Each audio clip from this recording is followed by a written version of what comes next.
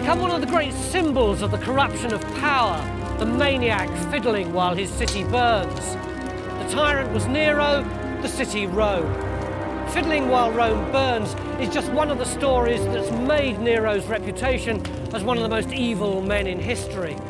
The psychopath who killed his wife and mother, who threw Christians to the lions, who was condemned to an early death. All these things are true, but the fact that he never even played the violin should alert us to the fact that there's more to him than the monster that historians have consigned to the dustbin of the past.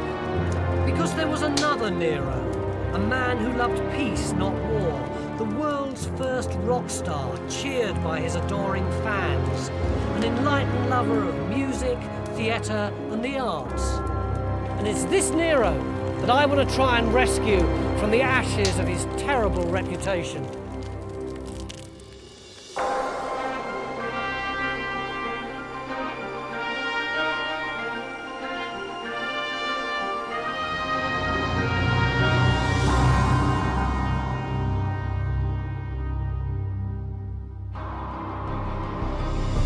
Nero's story was played out here in Rome, in the imperial palaces on the Palatine Hill. These walls are all that's left of the corridors and darkened rooms where a drama played out that was half political thriller, half domestic tragedy.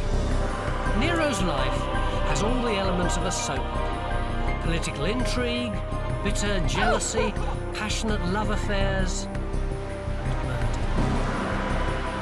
This hostile picture was built up by propagandists after his death. As the centuries passed, historians exaggerated the myths of Nero. My job is to sort the fact from the fiction, to balance the later propaganda against other sources and plain common sense. What we know for certain is Nero came to power when he was just 16. At an age when most kids are deciding which subjects to do for A-level, he was made ruler of half the world. That's when his history as emperor began. But in order to understand Nero, we have to go back further, because it's what happened to him as a little boy that made him the emperor he became.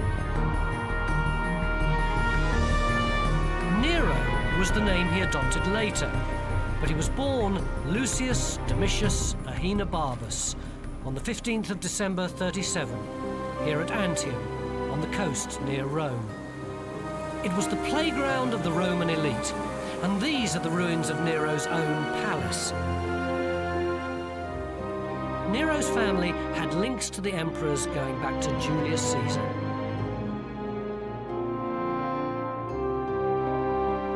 Family connections were everything to the Romans. In terms of social standing, Nero had a great family, although in terms of a healthy psychological background, they were a disaster. First, there was his father, a tough and brutal alcoholic called Gnaeus. This is a man who killed an ex-slave during a drinking bout, gouged out a fellow senator's eye when he criticised him in the forum, and deliberately killed a young boy in a traffic accident in a fit of road rage. But the real aristocratic blood came from his mother's side. Nero's story is about the women who influenced him, and central to that story is his mother Agrippina, the ultimate pushy woman. She created him, she made him, and in the end, she all but destroyed him. Agrippina's father, the war hero Germanicus, had been heir to the imperial throne, but had died tragically young. She was ferociously ambitious and well aware that the only way to power for a woman was through a husband, or better still, a son. She saw Nero as her passport to power. Agrippina, like sort of a lot of mothers in particular, has an ambition for herself. She has a son who is going to become powerful, or could become powerful. Nero had rich, powerful parents, but he also had an uncle who was emperor. In the year Nero was born, Agrippina's evil brother Caligula became emperor. Caligula was paranoid. He saw treason everywhere. There were secret trials, political murders, and terror throughout Rome. When Nero was just 2, Caligula sent Agrippina into exile on suspicion of being involved in a plot against him. The toddler Nero was left in the care of his alcoholic father. Then, just as he was getting used to having no mother, tragedy struck again. His father died. Nero was abandoned, brought up by household slaves, a dancer and a barber. Hardly a good start for a future emperor. But in 41 AD, Nero's luck took a turn for the better. Caligula was assassinated by senators determined to stop his reign of terror. Nero's mother was brought back from exile. Caligula was replaced by Nero's stuttering great-uncle Claudius, a figure of fun who'd survived by looking harmless. Anyone who's read the book or watched the TV series of Claudius will assume that Nero's problems were over, but far from it. Claudius was much more than the wise, stuttering clown we're led to believe he was. He also shared the sadistic characteristics of his predecessor and kept the levels of terror at court just as high.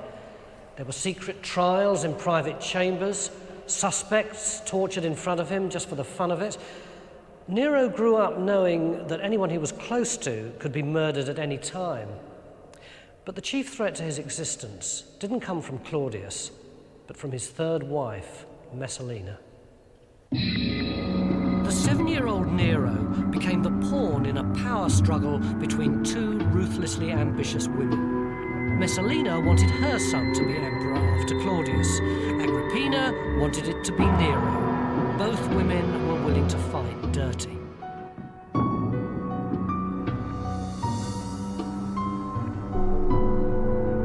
Around 44 AD, while the young and handsome Nero lay sleeping, an attempt was made on his life. Messalina sent 2 assassins into his rooms in the dead of night, and he was saved by a miraculous event. As they pulled back the sheets to finish him off, a snake slithered out of his bed, and they fled in terror. It's a colourful way of dramatising this dynastic squabble, but this episode only emerges a century later, and it's got suspicious parallels with Roman folk tales at the time. The only bit of evidence for this is actually a snakeskin is found in the bedroom, which his mother has made into a bracelet for him. So it's one of those stories that it's rather like sort of Hercules and the snakes, and sort of Hercules kills the snakes. It's one of those stories which you make up about childhood. It's a lovely story, but it's probably not very true. It was Nero's mother, Agrippina, who Messalina had a reputation. She'd begun a scandalous affair that was the talk of Rome. Agrippina made sure that the news was leaked to Claudius, and Messalina was forced to kill herself. With her rival out of the way, Agrippina put the next stage of her plan into effect and married her uncle Claudius.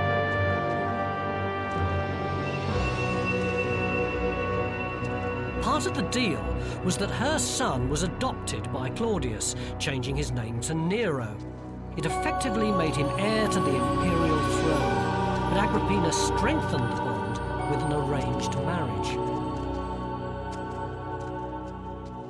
A wife for Nero would also need political clout, and Agrippina realised she didn't have to look far for that. She arranged a marriage between the 15-year-old Nero and Claudius's 13-year-old daughter, Octavia. Not surprisingly, she had to have the law changed first to avoid any charges of incest. The next stage in Agrippina's plan was to tighten her grip on power by making strategic appointments.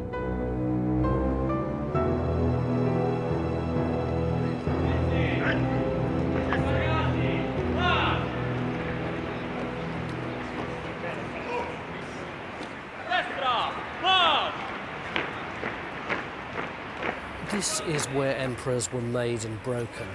The Viminal Gate, a military camp on the outskirts of Rome that's still used by the Italian forces today. The legions weren't allowed inside Rome, so the emperor had his own elite force called the Praetorian Guard, who were based here. Any aspiring contender for the imperial throne who didn't have their support didn't stand a chance.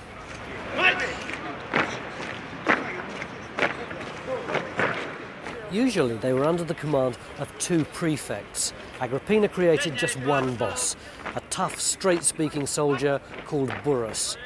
He and his fellow officers knew that they owed their loyalty to her and her son. Burrus was to be one of the twin pillars of support for the teenage emperor. Her second appointment was a masterstroke. The most respected philosopher of his day, Seneca, was employed as Nero's teacher and speechwriter. With Burrus and Seneca, Agrippina groomed the teenage Nero for power. But it seems Nero found his official role quite a bore. He hated the endless formal dinners with his stuttering uncle Claudius, who slobbered over his gourmet food and got slowly but steadily drunk. But according to the historians, these dinners had a much more immediate consequence. They gave Agrippina the opportunity to murder her husband. Claudius loved mushrooms. The historians say Agrippina employed the most famous poisoner in Rome to prepare a powerful potion for his favourite dish. Claudius had a food taster to guard him against poisoning, but Agrippina had bought him off. This man put the poisoned mushroom onto the plate after she'd taken her portion. Claudius swallowed the bait, literally. The poison was designed to act slowly. Claudius retired drunk and with the first symptoms of stomachache, which got worse. But then news arrived that he'd thrown up shortly after supper. If he survived, then he'd know there'd been an attempt on his life, and both Nero and Agrippina would be done for. Agrippina went into overdrive. The poisoner was brought in again. This time a feather was dipped in a quick-acting potion. Agrippina gave it to another of her stooges, Claudius's doctor. He told Claudius that if he tickled the back of his throat with the feather, he'd vomit again and feel a lot better. Claudius followed the doctor's orders, gave a sigh, and lay back dead.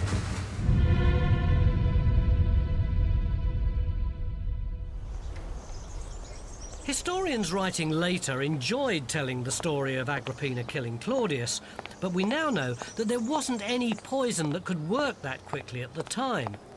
Claudius was pushing 60 and in poor health, and it's far more likely that he died from drink, overindulgence, or even food poisoning. What the stories really tell us is how people saw Agrippina, a ruthless politician who was quite capable of murdering her own husband. Whether natural causes or foul play, the next few hours followed the same course as imperial deaths have done from Maoist China to the Queen Mother. Agrippina didn't announce his death straight away. She needed to play for time. Prayers were offered up for the emperor's recovery, and musicians were invited in to cheer him up, even while his body was growing cold. As a precautionary measure, she called out the Praetorian Guard from their barracks to surround the palace while she worked on the official announcement with Burrus and Seneca. Finally, at midday the following day, the pronouncement was made. The emperor is dead. Long live the Emperor Nero. The crowds loved their glamorous 16-year-old ruler. Claudius's palace on the Palatine had been a place of fear, secretly run by the emperor's clique. Now Nero announced a new regime. The Senate would be restored to power. Tyranny was over. It seemed a new era had dawned. Agrippina and Nero both knew that he owed her everything. When the Praetorian officer came to him that evening to ask for the official password, Nero told him it was to be Optima Mater, the perfect mother. But if Agrippina thought that Nero was going to be her puppet, she was very much mistaken. The perfect mother didn't want compliments. She wanted power for herself.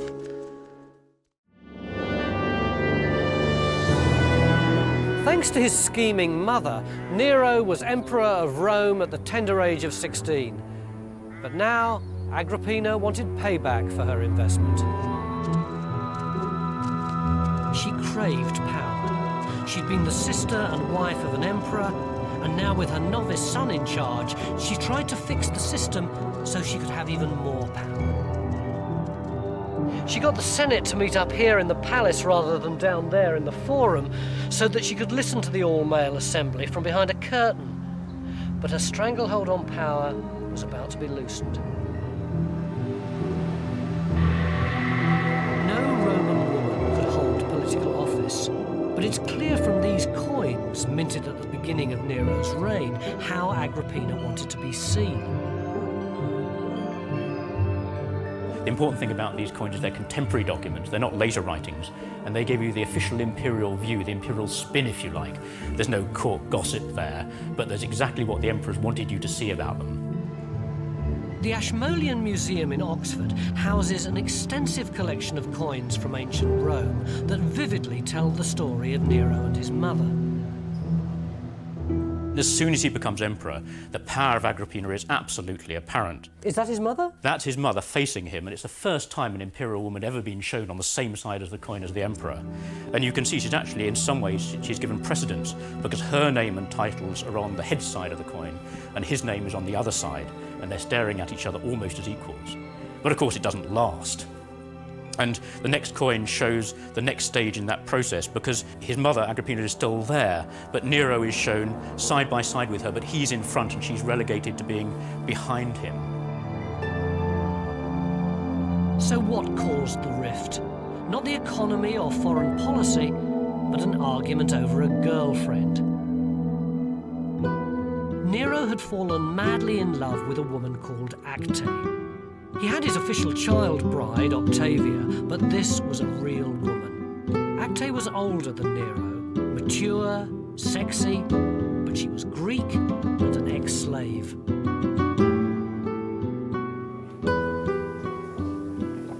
Nero wanted to keep news of the affair from his mother, but he wanted to get rid of Octavia and marry Acte.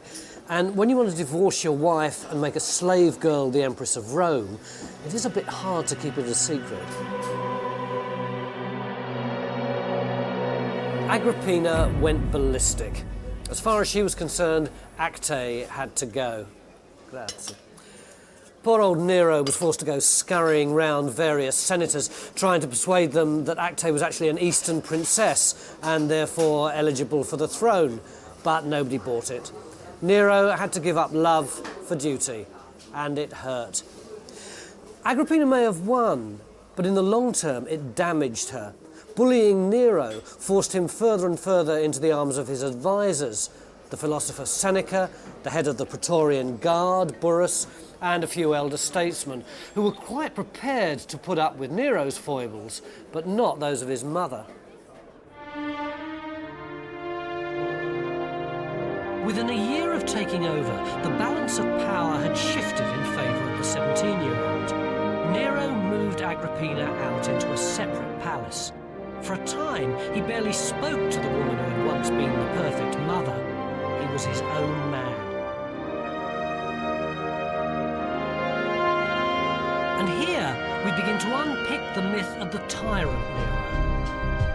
Because even historians like Tacitus, who destroyed Nero's reputation after his death, had to admit that the first 5 years of his reign were a huge success.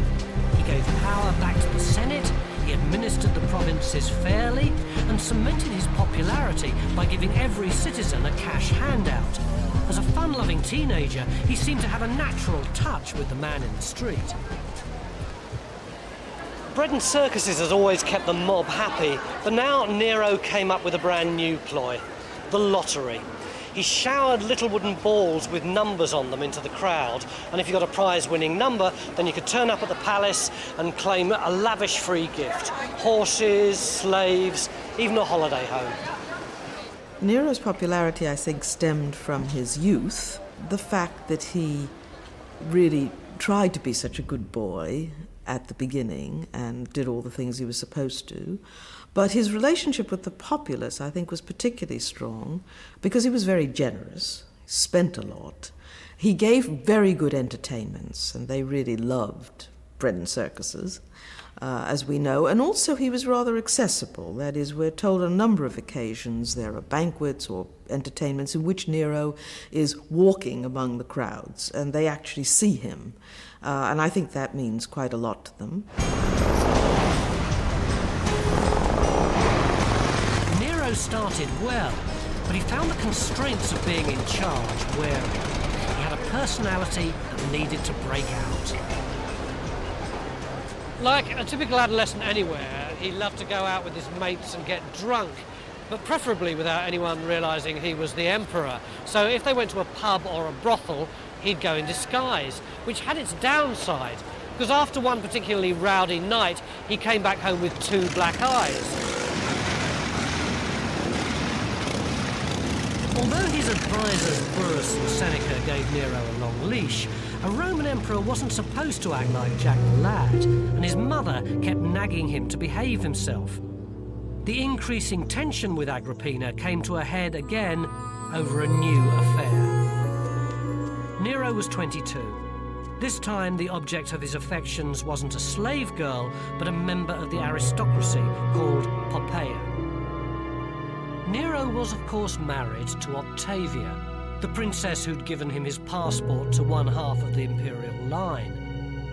Poppaea started pressuring Nero to get divorced, and this became all the more urgent when she discovered that she was pregnant and could provide Nero with an heir. The only opponent to their relationship was his mother.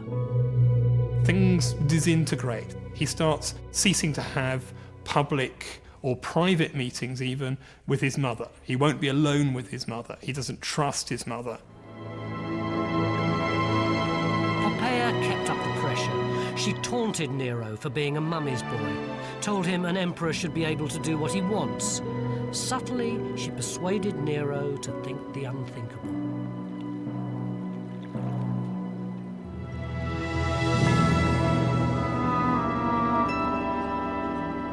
No one knows for sure when Nero decided to kill his mother, but we do know exactly how he did it. And no one but him could have thought up such an extravagant plot. He got the idea at the theatre. He went to a show with some friends, and part of the entertainment was a boat that collapsed, and out through the holes ran a whole series of wild animals. The idea of the collapsible boat must have stuck. He had one specially built to take his mother home from a dinner party. On the night of the murder, it was waiting at the quayside, crewed by his loyal naval commander, Anicetus.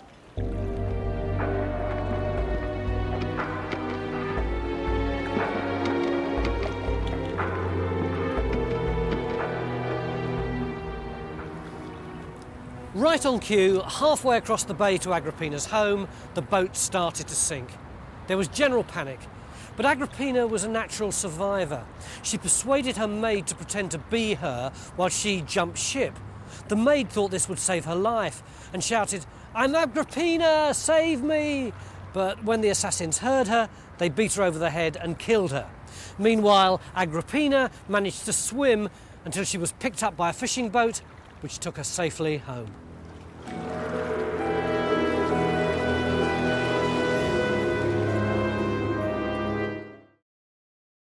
Home, but not safe.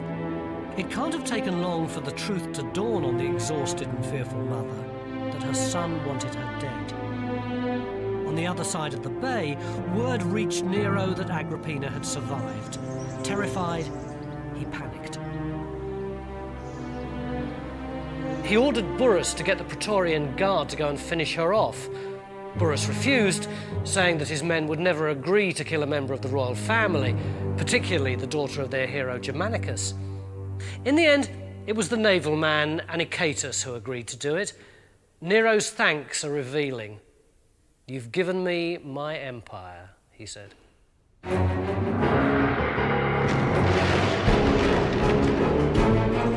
At dawn, the sailors broke down the doors of Agrippina's villa. As they burst in, her servants fled, leaving her alone to face her executioners. At first she stalled, playing for time, saying, "Thank you, please go back to the palace and say that I've fully recovered."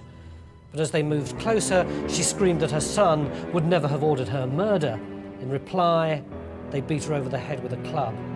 As she fell to the ground, she pointed to the womb that had borne Nero and said, "Strike me here." They did as she requested, and she died.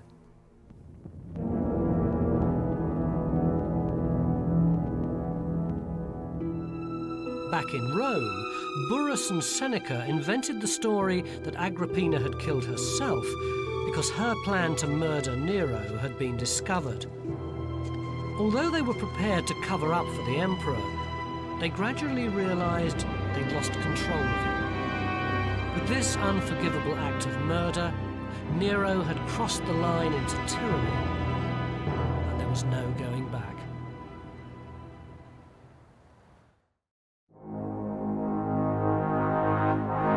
Nero's reign as emperor had started with great acclaim, but by the age of 22, power had already corrupted him. He'd murdered his mother so he could divorce his wife Octavia and marry his mistress Poppaea. But Octavia was still a woman of influence in Rome, with all the clout of the royal family, so Poppaea persuaded Nero, for his own sake, that he needed to get rid of his ex-wife permanently. And there was no one left to tell him not to.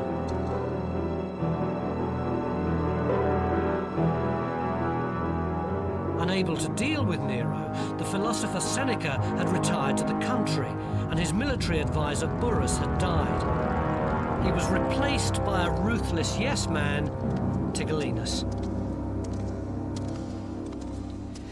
If Seneca and Burrus had managed to keep Nero on the rails, it was Tigellinus and Poppaea who derailed him again. They invented a plan for Nero to humiliate and discredit Octavia with a trumped-up charge that she'd slept with an Egyptian musician. Her maids were systematically tortured to provide the evidence, but Octavia inspired such loyalty that they refused to crack. Even in her death throes, one of them used her last ounce of strength to spit into Tigellinus's face the words, "My mistress's vagina's cleaner than your mouth." But their plan to humiliate Octavia backfired. They'd not only underestimated the loyalty of her servants, but they'd also reckoned without the affection of the Roman mob, who adored their old empress. They came out on the streets in force, hurling Poppaea's statues to the ground, reinstating Octavia's, and covering them in flowers. The people didn't like a descendant of the noble Augustus being treated like dirt. Nero knew he'd have to come up with a pretty convincing plan to discredit Octavia if he was going to have any chance of survival. So he invited Agrippina's assassin Anicetus to the palace, and he offered him a stark choice. He could either go to the Senate and say he'd slept with Octavia, or he could be executed. He went to the palace and he gave a very convincing performance. He said that Octavia not only wanted his body, but she also wanted to get the navy on side so she could effect a political coup. Everything was going to plan, and Nero waved goodbye to Anicetus as he set sail for rich exile in Sardinia. Octavia was taken off to a prison island near Naples, where she was murdered quietly after her arrival. Her severed head was sent to Poppaea as a trophy. Somehow Nero weathered the storm that followed. The mob were pacified with more free gifts and entertainment, and Nero was left to enjoy life with Poppaea here on the Palatine. He wrote poems, studied singing and acting, and hosted soirees with poets and artists. He might have been remembered as a noble patron of the arts, if it weren't for the greatest catastrophe of his reign.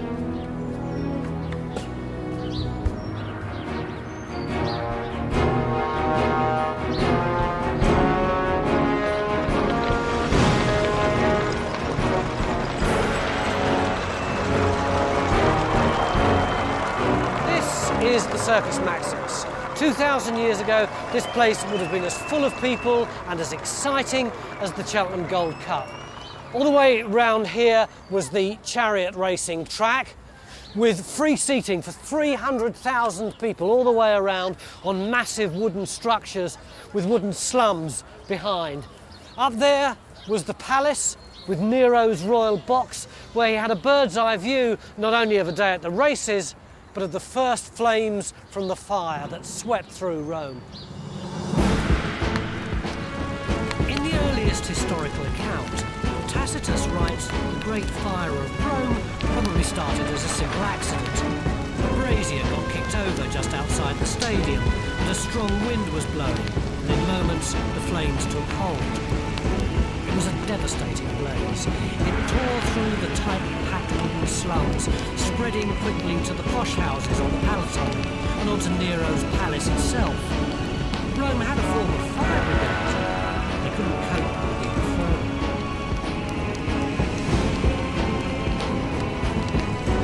It was the worst fire in history until Hamburg and Dresden in the Second World War, and it literally burnt itself into people's memories. As time went on, people started telling stories about Nero himself seen on the palace balcony with a lyre, manically reciting his own epic poem, The Fall of Troy, as the flames lapped the Palatine. And it's these stories, recorded by later propagandists, that sealed Nero's reputation. But Tacitus tells us he wasn't even in Rome. Nero was actually miles away, here at his holiday villa in Anzio when it happened. Immediately he heard the news, he jumped on his horse, rode back to Rome and took charge of the firefighting and organising shelter and food for the homeless. Day and night he could be seen rushing around the city, completely without any of his bodyguards, who he'd told to go and help fight the fire, until eventually, after 9 long days and nights, the flames gradually abated. And it didn't stop there. When the fire was eventually put out, Rome was devastated, and there were thousands of homeless refugees. Nero acted swiftly to solve the problems caused by the fire. He slashed the price of grain and let people camp in the temples of the Forum while their homes were rebuilt. He also commissioned innovative plans to design a safer city. So why do we remember him as the villain of the piece? The answer is the simplest in history. All these good plans needed funding. Nero imposed a fire tax. It made him far more unpopular than killing his mother. He'd come good in a crisis, but hitting people in the pocket afterwards was the unforgivable sin. And despite his labours putting out the fire, when he started to rebuild his palace, rumours began to spread that he'd had something to do with starting the fire himself. He needed a scapegoat, and his choice was to seal his reputation throughout history. He picked on a small religious sect who were already deeply unpopular. They were called Christians.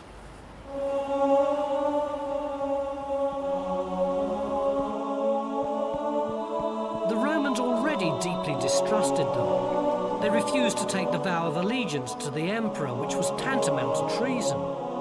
So when Nero needed someone to blame for the fall of Rome, they were perfect.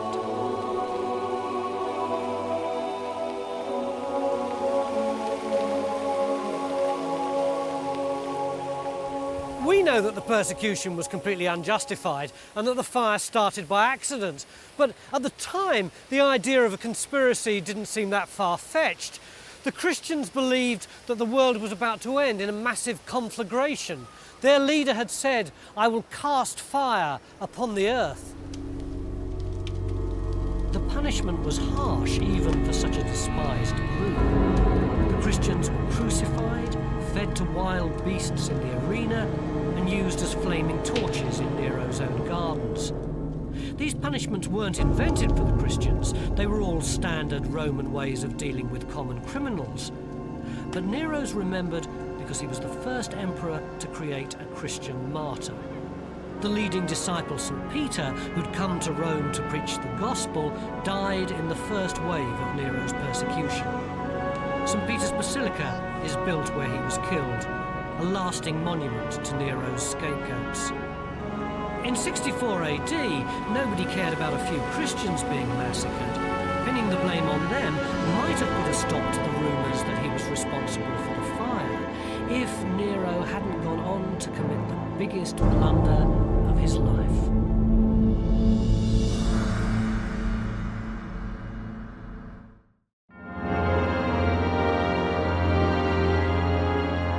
Nero had done his best to squash rumours about his part in the fire of Rome. With 2 architects, he'd redesigned the city for the public good. And people might have thanked him for it if a key part of the scheme hadn't included him fencing off a great slice of the devastated city for his own pet project. Nero's palace up on the hill there looked pretty flashy before the fire, but now he and his architects were conceiving a house that would make Louis XIV or Elton John look shy and retiring. The Golden House was a fantastical design. Villas and palaces, gardens and parkland, a vast lake, and at its entrance, a golden statue of Nero as a god, 120 feet high.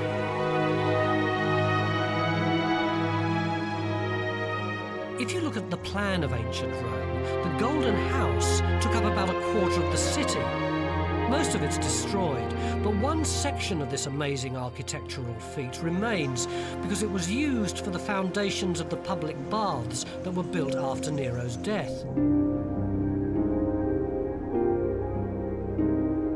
In Nero's day, all this would have been open to the light, but now it's a vast underground labyrinth.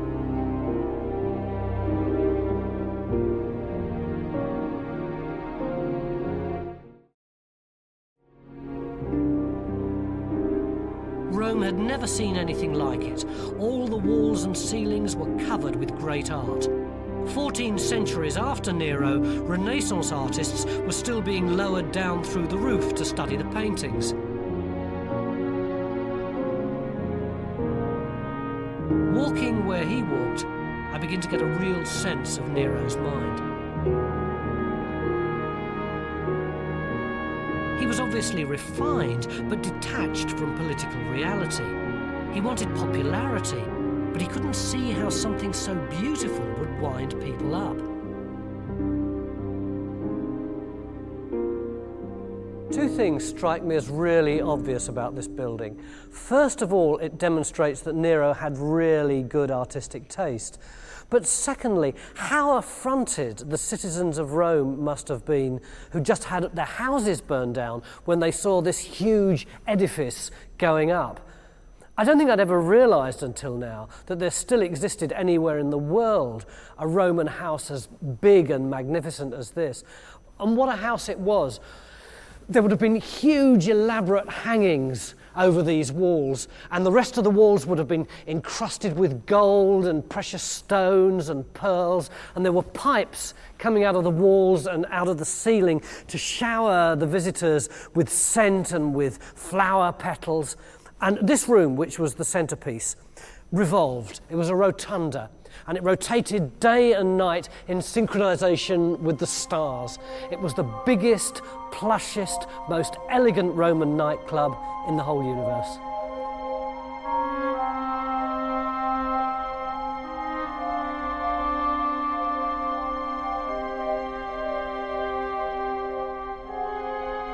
Nero poured public money into building the Golden House, and that alienated him from the mob, who before that had always supported him. Nero could have survived that unpopularity if he hadn't terminally offended the aristocracy as well. The ideal Roman emperor was a great military leader like Julius Caesar, someone who'd expanded the empire like Augustus. But Nero didn't like war. He didn't even like watching gladiators. He wanted to be a different sort of leader, one who promoted poetry, theatre, and peaceful games like the Greeks had. To the Roman elite, this created a huge division between them and Nero. To them, it was all effeminate foreign nonsense, and what's more, highly inappropriate behaviour for an emperor. Worse still, Nero didn't just promote these cultural pursuits, he actually took part.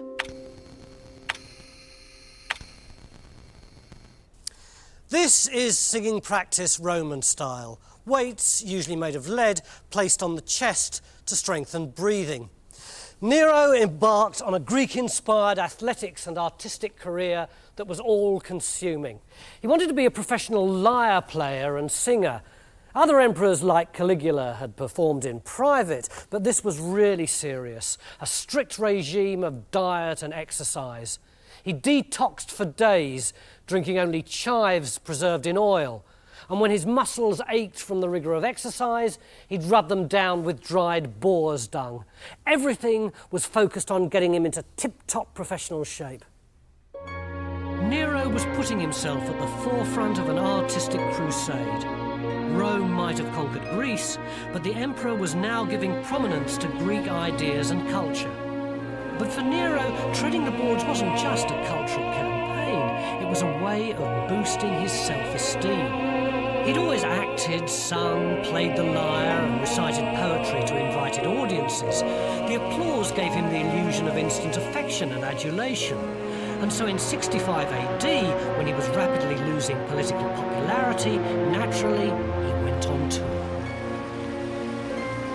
Nero decided to go public and stepped into the limelight of a professional performing career. His first performance was in Naples, then a Greek-speaking city, and the crowd went wild. Mind you, his thin, reedy voice was helped by the amphitheatre's acoustics. If you speak from here, you sound pretty ordinary. But if you stand here, your voice sounds like a god.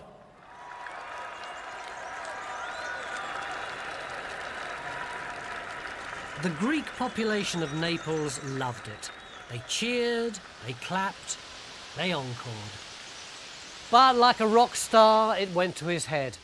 The adulation he'd always craved was finally in his grasp, and now nothing would stand in the way of his ambitions. On a wave of popular acclaim, he set out on a wild, crazy, artistic conquest of Greece itself. You couldn't say it was a modest affair. 2,000 carts of men and equipment, including 5,000 paid applauders to ensure he received a rapturous reception at every gig. The 4 major Greek festivals went in yearly rotation, but to fit into Nero's schedule, he got them all to take place during his visit, and he entered every one. In front of the judges stood the ruler of the known world. This was a man who'd made them change customs established over centuries and reschedule whole competitions. But he sweated, he wiped his brow with his arm. He was so nervous that on one occasion he actually dropped his sceptre while he was performing a dramatic play and really thought that the judges would mark him down for it. Of course they didn't, and when they solemnly awarded him the victor's laurels, he was pleased, flattered, emotional. There were 1,800 competitions that year, and Nero got first prize in 1,800 of them. In Greece, Nero was genuinely popular, not least because he declared the country free from taxation. But back in Rome, they were horrified at Nero's antics. To make matters worse, he awarded himself a triumph, the traditional celebration of a returning military hero. Instead of the emblems of successful battles and captured prisoners, he paraded with his laurels and his medals. To members of the Senate, it was demeaning to the name of Rome. It wasn't what a Roman emperor should be doing. Nero's grip on reality was loosening, and his time was running out. He was 30. He'd been away from Rome for over a year. Leaderless, the neglected empire was falling apart. He'd never bothered to visit the military outposts, and this lack of interest was coming back to haunt him. But as rebellions broke out and his army began to defect, Nero seemed paralyzed. He simply sat at home, unable to act.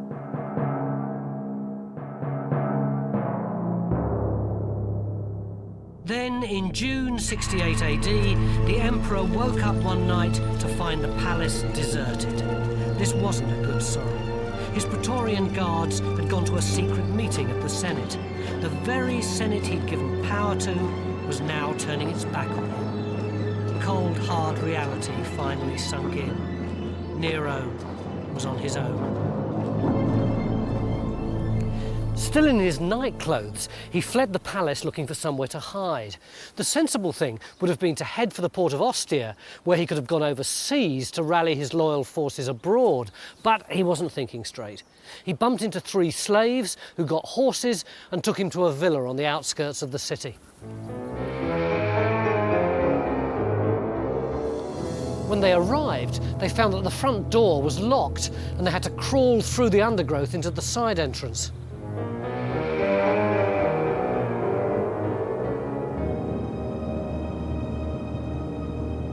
They were holed up now, and there was nothing to do but wait.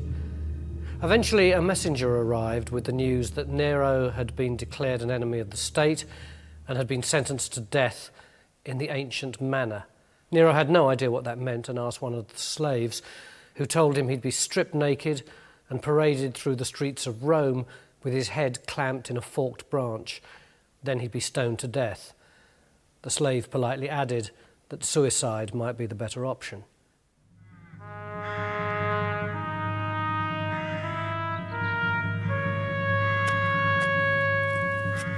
As dawn broke, he watched as they dug his grave. Then some Roman soldiers approached, and with the help of a slave, he stabbed himself through the throat. His last words were, "What an artist dies with me." He was 30 years and 6 months old, the last of the Julio-Claudian line that stretched back to Augustus.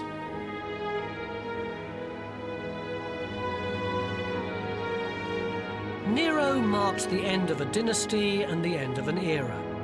The first emperors, Julius Caesar and Augustus, had persuaded the Roman people that one-person rule was a good thing.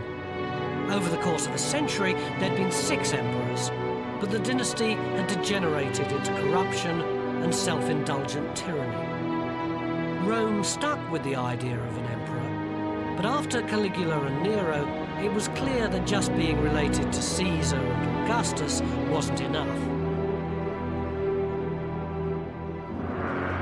After a year of chaotic civil war, the next emperor, Vespasian, wasn't related to anyone special, but he was what the empire needed, a common-sense leader.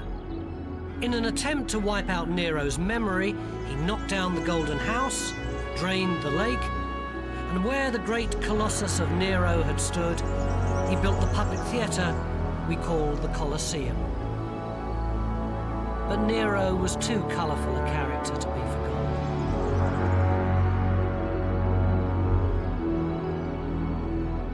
Nero saw himself as an artist.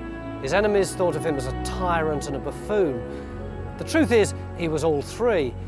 He certainly wasn't very good at running an empire, but then what did Rome expect? If you put a messed-up 16-year-old in charge of half the known world, you're asking for trouble. Rome learnt the hard way. From now on, it abandoned the Julio-Claudian line of emperors in favour of skilled administrators. But Nero did leave his mark on history. Whatever else he wasn't, he was a showman. He did everything in a big way, from building his house to killing his mother.